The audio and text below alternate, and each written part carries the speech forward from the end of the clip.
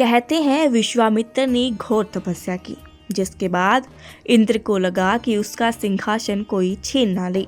उन्होंने मेनका को इंद्र की तपस्या भंग करने के लिए भेज दिया। कोई कितना ही बड़ा साधु ज्ञानी ना हो, आखिर फिसल सकता है तो वह भी इंसान ही। भला जब देवता फिसल सकते हैं तो बेचारे इंसानों की क्या औकात है। विश्वामित्र भले ही संत क्यों ना हो, पर थे तो आखिर इंसान ही। इंसानी फितरत तो उनकी भी थी। सो विश्वामित्र की तपस्या भंग हो गई। मानवीय कमजोरी हर स्थान पर विद्यमान रहती है। मेनका हर जगह काम कर जाती है, विश्वामित्र हर जगह पराजित हो जाती है। स्वर्ग की गत तो आपने जान ली है, सो स्वर्ग भी बुराइयों से अछूता नहीं है। आम आदमी सुखों का उपयोग करना चाहता है।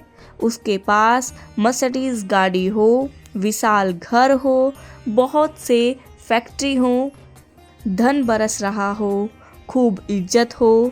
यह सब क्या है? धरती पर स्वर्ग जैसा सुख ही तो है। कुछ लोग तो धरती पर भी स्वर्ग जैसा सुख भोगते हैं। जिनके नसीब में स्वर्ग जैसा सुख नहीं है, वह अपने अच्छे कर्मों से स्वर्ग जैसा सुख पा लेते हैं।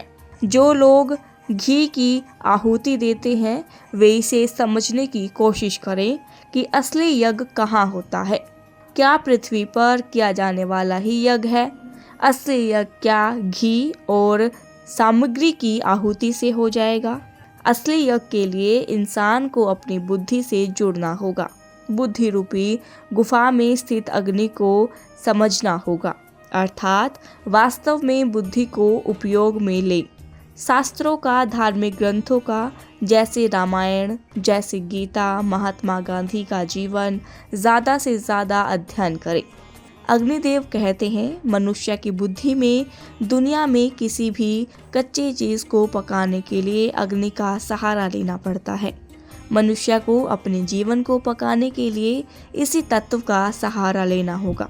इंसान जब तक जिए उसे विद्यार्थी बनकर रहना चाहिए, जिससे ज्ञान प्राप्ति के साधन हमेशा खुले रहते हैं।